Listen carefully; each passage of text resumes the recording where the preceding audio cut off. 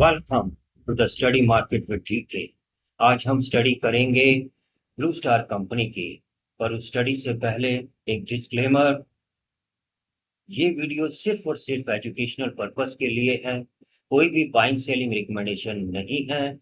मैं SEBI registered research analyst नहीं हूँ। मेरा यहाँ पर एक छोटा सा निवेश ऑलरेडी है।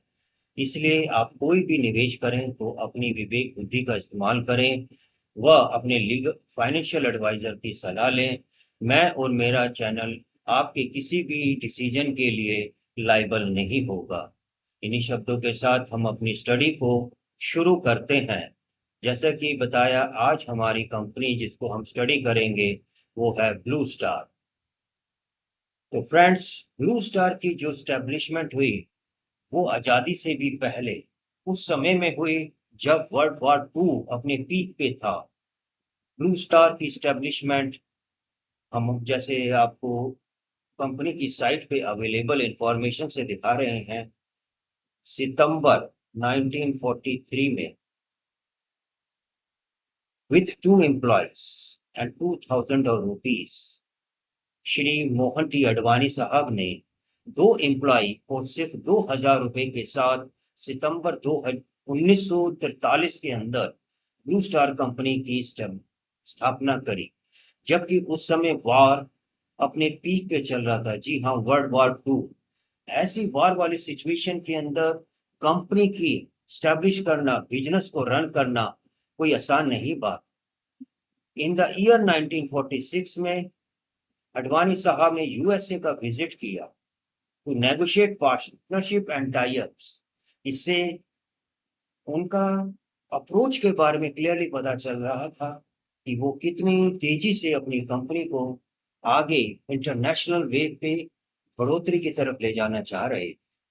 साथियों, ब्लू स्टार कंपनी को स्टडी करने के लिए हमने स्क्रीनर का सहारा लिया है। स्क्रीनर जो कि एक फंडामेंटल एनालिसिस के लिए बेहतरीन साइट है। जैसा कि आप देख पा रहे हैं कि market cap blue star company की 38,000 करोड़ के आसपास है। 38,000 करोड़, यू कैन सी है। और इस मार्केट कैप को अगर हम देखते हैं एंटरप्राइज वैल्यू यहाँ पर 39,000 करोड़ की एंटरप्राइज वैल्यू है। और मार्केट वैल्यू इस समय 38,000 के आसपास है। स्टॉक का जो पी है वो 72 है। 50 से ज्यादा का पी थोड़ा सा महंगा कहलाता है। अब 72 का पी है, पर कंपनी के अंदर उसके साथ साथ ग्रोथ भी है। अगर हम 3 साल की ग्रोथ की एवरेज देखें तो 25% से ज्यादा है। और उसके साथ ही अगर हम स्टॉक का आरओई को देखते हैं वो 20% से ज्यादा है। तो इन दो फंडामेंटल के दम पे हम कह सकते हैं कि कंपनी में ग्रोथ है। और साथ में अगर हमारा इसका ग्रोथ वाला रेशियो पैक जो कि 1.38 है, अगर ये लेस देन 1 होता तो एक्सीलेंट हो जाता। क्योंकि 1 से नीचे होने पर टैग रेशियो बेहतरीन माना जाता है, पर इंडियन कंटेक्स्ट के अंदर 2 तक टैग रेशियो अच्छा ग्रोथ वाली कंपनी को माना जाता है। बट यहाँ पर अगर हम देख रहे हैं तो इंडस्ट्री का जो पी है वो 45 और कंपनी का पी 72 हायर साइड पे है। अब हम इसको देखते हैं कि क्या 3 साल के एवरेज पे और 5 साल के एवरेज पे कंपनी का पी किस तरह से कामकाज कर रहा है। इसके लिए अब हम इसका पी रेशियो का यहाँ पर 3 साल का अगर हम देखते हैं तो फ्रेंड्स यहाँ पर आपको नजर आएगा मीडियन पी 69 का। तो 72 का प्रेजेंटली पी चल रहा है, मीडियन पी 69 का।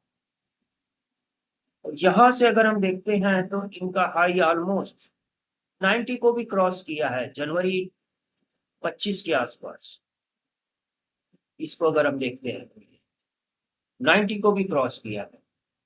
तो अगर हम उस वहां से देखें तो 90 से ये फॉल यहाँ पे पकड़ते हैं तो 70 के आसपास है। तो पी में भी अच्छी खासी गिरावट है और उस पी की गिरावट की वजह से स्टॉक प्राइस में भी अच्छा खासा फॉल है। अब इसी को हम 5 साल की एवरेज पे लगा के देखते हैं कि 5 साल से क्या एवरेज था। 5 साल का एवरेज फ्रेंड्स यहाँ पर निकल कर जो आ रहा है वो है 5 साल का मीडियन पी 65 और करंट एस हमने अभी देखा 72 के आसपास। तो 3 साल में 69, 5 साल में 65, करंट में 72 के आसपास। तो 65, 69, 70 के आसपास का पी, इसका एवरेज पी के आसपास है। तो पी के हिसाब से ये रीजनेबली फेयरली वैल्यूड है। ये तो नहीं कह सकते कि अंडर वैल्यूड है, हाँ रीजनेबली फेयर वैल्यूएशन पे अवेलेबल है प्रॉपर्टी, पर इसको हम सस्ता नहीं मान सकते। अब कुछ इसके हम दूसरे एनालिसिस फंडामेंटल्स के होते हैं, उसमें हम आगे बढ़ते हैं। अब हम इसके प्रॉफिट एंड लॉस को देखते हैं फ्रेंड्स। जैसा कि हम इसके प्रॉफिट एंड लॉस को स्टडी करेंगे तो हम ये देखेंगे कि मार्च 25 के अंदर कंपनी 11,968 अप्रॉक्स हम कह सकते हैं कि 12,000 के आसपास की सेल करी। तो इससे पहले जो सेल अगर हम देखते हैं 22 में, और ये कोरोना 5,000 थी, फिर कोरोना आ गया 21 में, 20-21 खराब हुआ 4,200 का सेल, फिर 22 में शूट किया।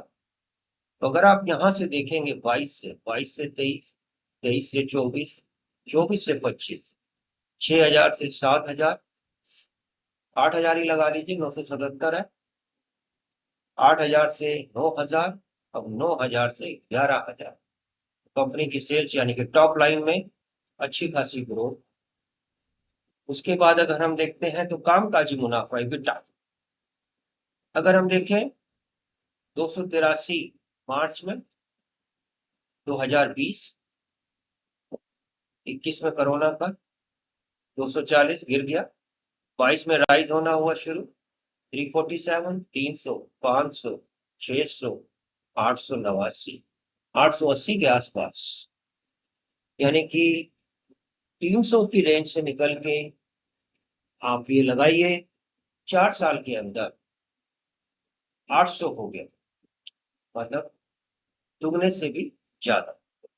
अब इसका हम ऑपरेटिंग प्रॉफिट मार्जिन अगर हम देखते हैं तो 5, 4, 5, 4, पर अब पिछले साल 24 में, 25 में 7% पे आ गया। 7% से कभी इसमें ऑपरेटिंग प्रॉफिट मार्जिन इसका ज्यादा नहीं रहा। तो अपना जो इसका पीक है वो 7%, और 12 ट्रेलिंग मंथ्स का भी देखते हैं तो भी ये 7%। ठीक है, तो ऑपरेटिंग प्रॉफिट मार्जिन भी तो 7% पे काम कर रहा था उस पे ही। अब यहाँ पर हम प्रॉफिट बिफोर टैक्स अगर हम देखते हैं तो यहाँ पर 251 करोड़ से 555, 250 से 500, 500 से 557, और उसके बाद 785। ईयर ऑन ईयर अच्छी खासी ग्रोथ है। उसके बाद टैक्स काटने के बाद नेट प्रॉफिट जो हमारे पास बच रहा है 22 से अगर हम देखते हैं तो यहाँ पर एक अच्छा खासा जंप आया 22 से 23, जो कि 168 करोड़ से 401। फिर ये जस्ट 401 करोड़ से 414 एक मेंटेन ही हुआ है 23 और 24 में। तो जब सितंबर 24 में मार्केट गिर रहा था ये स्टेबल था। 24 से 25 में बढ़ोतरी है 591, तो 40, 80, 500, अप्रॉक्स 30% का इसके अंदर नेट प्रॉफिट के अंदर बढ़ोतरी है। और अगर हम ईपीएस देखें 22 में 8 रुपए, 20 रुपए, 20 रुपए को मेंटेन किया गया, अब 28 रुपए 75 पैसे, तो मोटा मोटी 29 रुपए की ईपीएस मार्च 2025 के अंदर है। तो ये जो उसके प्रॉफिट एंड लॉस एक हेल्थी पोजीशन को दिखा रहा है। इसके बाद अगर हम यहाँ पर देखें कि जो इसने प्रॉफिट किया है वो कंपनी के क्या गले में आ रहा है, तो यहाँ हम क्लियरली देख पा रहे हैं कि तो कंपनी ने प्रॉफिट अर्न किया वो उसका अच्छा खासा गले में भी आया, 688 करोड़ रुपए cash from operating activities company के पास आए। राइट, सिर्फ यही नहीं है कि प्रॉफिट अर्न किया, सेल को बढ़ा के दिखाया, रियल कैश भी उनके पास आ रहा है, इससे ये क्लियर होता है। राइट, अगर अब हम इसको रेशियोज पे देखते हैं, रेशियोज में अगर हम देखते हैं तो डेटर डेज कम हुए हैं। इन्वेंट्रीज की जो है, इन्वेंट्रीज थोड़ी सी पाइलअप है, 131 दिन की इन्वेंट्रीज इसमें है, तो अच्छा है, सीजन के हिसाब से इन्वेंट्री को रखना भी पड़ता है। ठीक है, पेबल डेज 109 दिन के, पहले 198 दिन के थे। और जो सबसे अच्छी बात है, इनका जो वर्किंग कैपिटल है, दिस वन वर्किंग कैपिटल, उसमें 20% की डिक्लाइन हो गई। यानी कि जो पहले 20 दिन में इनका वर्किंग साइकिल कंप्लीट होता था वर्किंग कैपिटल के लिए, अब 16 दिन में, यानी कि 16 दिन में कंपनी के पास सेल के बाद पैसा कंपनी के पास आ रहा है। जितना छोटा वर्किंग कैपिटल होता है कंपनी के लिए उतनी ही अच्छी बात होती है। तो यहाँ हम देख पा रहे हैं कि वर्किंग कैपिटल 20 से हटकर 16 हो गया है, जो कि अच्छी बात है। अब इसकी अगर हम इन्वेस्टर्स शेयर होल्डिंग पैटर्न को देखते हैं, तो शेयर होल्डिंग पैटर्न के अंदर हमारा जो प्रमोटर्स है 36.46, 47, 48, 48, 48, 48, तो 36% पे तो प्रमोटर्स बैठे ही हुए हैं कंटिन्यूसली। हाँ, यहाँ पर 23 के अंदर 38 थे, उसके बाद 36 मेंटेन हुआ है। एफआईआई की पोजीशनें कटी हैं, यहाँ पर हम देखते हैं तो यहाँ पर 24 में 18.48, 16.94, और अब मार्च 2026 तक 13.80। बट उसके साथ सपोर्ट हमारे को डीआईस का मिला है। डीआईस ने अपनी पोजीशन को 22 से बढ़ाते हुए 23, 23, 25, 26, 27, यानी कि डोमेस्टिक इन्वेस्टर्स का इसमें विश्वास और ज्यादा बढ़ा। पब्लिक ने थोड़ा सा अपने को हल्का किया। ठीक है, इस हिसाब से कंपनी स्ट्रॉन्ग हैंड्स के अंदर है।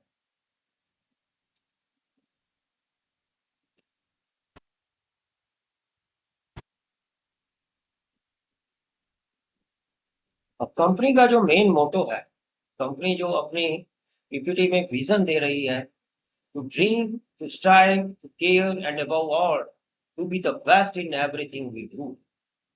आई am Blue Star, I take pride in delivering a world class customer experience.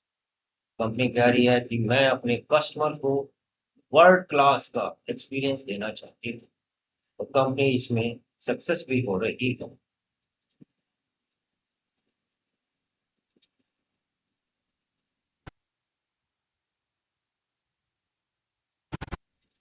अब यहाँ पे जैसा हम देख सकते हैं कि कंपनी का एस्टेब्लिशमेंट 1943 में, जबकि वर्ल्ड वॉर टू पीक पे था, कंपनी मोहन टी अडवाणी साहब ने स्टैब्लिश करी। जैसा शुरू में बताया, सिर्फ 2 एम्प्लॉइज प्लस 2000 रुपीज के साथ कंपनी को 1943 में अडवाणी साहब ने शुरू किया। 43 के बाद 47 में कंपनी ने अपना central air conditioner system design education के अंदर अपना कदम रख दिया, और 1969 के अंदर कंपनी बॉम्बे स्टॉक एक्सचेंज के अंदर लिस्टेड हो। 1969 में कंपनी की लिस्ट हुई, कंपनी का जन्म बॉम्बे स्टॉक एक्सचेंज में हुआ, और हम आप में से काफी लोगों का जन्म 1969 के बाद ही हुआ होगा। उसके बाद कंपनी ने 77 में मिडिल ईस्ट मार्केट में अपना कदम खोला। 93 के अंदर ईस्ट एशिया, अरब मलेशिया में इन्होंने अपनी ज्वाइंट वेंचर्स को स्टार्ट। उसके बाद दादरा के अंदर फैक्ट्री इन्होंने लगाई 97 के अंदर। 2005 से 7 के अंदर फैक्ट्री लगाई हिमाचल में और वाडा में। 2005-7 के बाद कंपनी ने 2011 में एंट्री मारी है रेजिडेंशियल सेगमेंट में। उससे पहले कंपनी ने central air conditioning, commercial air conditioning में ही अपना पैर को स्टैब्लिश किया। अपना दबदबा उनका कमर्शियल में ही ज्यादा था। बाकी 2011 से उन्होंने अपने को रेजिडेंशियल के अंदर भी सेटअप किया। 2012 में अहमदाबाद के अंदर एक प्लांट को लगाया। अब 2017 में उनका फर्स्ट पेटेंट उनको रिसीव हुआ उनकी R&D के, यानी कि अपना रिसर्च एंड डेवलपमेंट भी इनका खुद का, और उसका फर्स्ट पेटेंट इनको 2017 में मिला। 2019 में कंपनी ने Indian captain mister Virat Kohli को अपनी कंपनी का ब्रांड एम्बेसडर बनाया। तो विराट कोहली जी ब्लू स्टार के ब्रांड एम्बेसडर है। 2022 में कंपनी ने सब्सिडरी को लॉन्च किया नॉर्थ अमेरिका में और यूरोप में। 2 कदम कंपनी ने यहाँ बढ़े 2022 में। तो नॉर्थ अमेरिका में सब्सिडरी कंपनी होने की वजह से उनको ये ट्रम्प टैरिफ से भी थोड़ा सा रिलीफ रहेगा। 2023 के अंदर कंपनी ने कमर्शियल प्रोडक्शन स्टार्ट किया श्री सिटी फैक्ट्री में। 2024 में कंपनी ने enhance chiller, data centre range, centrifugal chillers के अंदर जो कि डाटा सेंटर वगैरह में और मेडिकल सेक्टर के अंदर इस्तेमाल होंगे, उसमें अपना फोकस को बढ़ाया। तो कंपनी का विजन काफी आगे तक की सोच का है। और कंपनी में जैसे हमने देखा पैक रेशियो 1.24 का था, कंपनी में ग्रोथ है। इसी करके शायद मार्केट कंपनी को 70 के ऊपर का पी दे रही है, जो कि हमने देखा 72 के आसपास का पी कंपनी को मिल रहा है। अब इसके कुछ और हम यहाँ पर हम देखते हैं। चेयरमैन साहब जो हैं Ashok M Advani ji, Sunil M Advani ji. Board of directors में अगर हम देखते हैं तो S Advani ji, B Thyagarajan and PV Rao executive directors.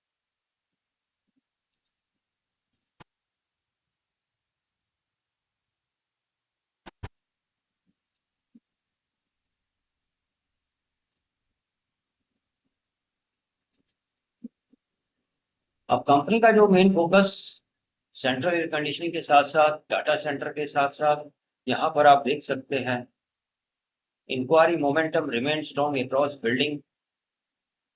Centralised AC लगता है बिल्डिंग्स में, डाटा सेंटर्स में, फैक्ट्रीज में। Healthy commercial office demand in select office. Rising opportunities कहाँ पर है? हॉस्पिटल्स में, मॉल्स में। और फोकस अब ज्यादा टीयर 3 सिटीज में, वहां पर मीडियम टर्म आउटलुक जो है पॉजिटिव नजर आ रही है with few large order closure being taken.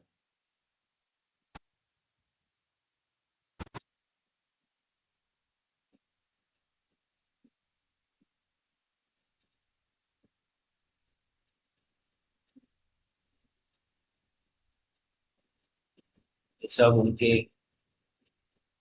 Equipments हैं। अब कुछ उनकी फाइनेंशियल हाइलाइट्स को देख लेते हैं। फाइनेंशियल हाइलाइट्स के अंदर अगर हम देखते हैं तो Q3 के जो नंबर्स हैं, अभी Q4 के नंबर्स तो आए नहीं है। रिवेन्यू जो इनका था 4% से बढ़ा है ईयर ऑन ईयर, 4%। तो म्यूटेड सा परफॉर्मेंस है, ये नहीं कोई एक्स्ट्रा ऑर्डिनरी ग्रोथ नहीं है। उसके पीछे कई कारण हैं। यहाँ पर जैसा कंपनी खुद बता रही है कि new labour course and guidelines of ICI, उसका भी इम्पैक्ट कंपनी की परफॉर्मेंस में पड़ा है। और एक वन टाइम की एक्सेप्शनल आइटम्स 56 करोड़ रुपए की कंपनी को करनी पड़ी है towards gratuity and leave encashment in Q3 FY26। उसकी वजह से जो है कंपनी का प्रॉफिट बिफोर टैक्स है वो डाउन हो गया 2% में, और उसकी वजह से ही अर्निंग पर शेयर हमारा 6.44 से रिड्यूस होकर 3.92 हो गया। और ये ईपीएस घटने की वजह से भी कंपनी के शेयर की अच्छी खासी पिटाई भी हुई। और अब जो है वॉर के कारण भी काफी जो है मार्केट का सेंटीमेंट खराब हुआ, तो कंपनी काफी डिस्काउंट पे ट्रेड कर रही। बाकी हम प्राइस एक्शन में यहाँ पर कोई खास बात नहीं करेंगे कि क्या प्राइस एक्शन है। ये कंपनी के फंडामेंटल्स की स्टडी है कि कंपनी को फंडामेंटली कैसे पढ़ा जाता है, उसके रिगार्डिंग ये वीडियो है। ये कोई बाइंग सेलिंग एडवाइस बिल्कुल भी नहीं है। हम एक कंपनी को कैसे पढ़ते हैं, उसके अकाउंट्स को कैसे पढ़ते हैं, कॉन कॉल को कैसे देखते हैं, एनुअल रिपोर्ट्स को कैसे देखते हैं, और उसके बाद अपने डिसीजन मेकिंग पे पहुंचना होता है। ये जस्ट उसके बारे में ही एक हाईलाइट है। किसी भी तरह का ये बाइंग सेल रिकमेंडेशन नहीं है। अगर आप कोई भी बाइंग सेल करना है तो आपको अपने फाइनेंशियल एडवाइजर की सलाह लेनी है, और आपको अपने विवेक बुद्धि का इस्तेमाल करना है। इस वीडियो से प्रभावित होकर किसी भी तरह का डिसीजन नहीं लेना है। मैं कोई सेबी रजिस्टर्ड एडवाइजर नहीं हूँ। और इन्हीं शब्दों के साथ मैं विराम देता हूँ। साथ में ये भी डिस्क्लोजर देता हूँ कि मेरा छोटा सा निवेश इस कंपनी में है, जो कि पिछले सालों से ही है।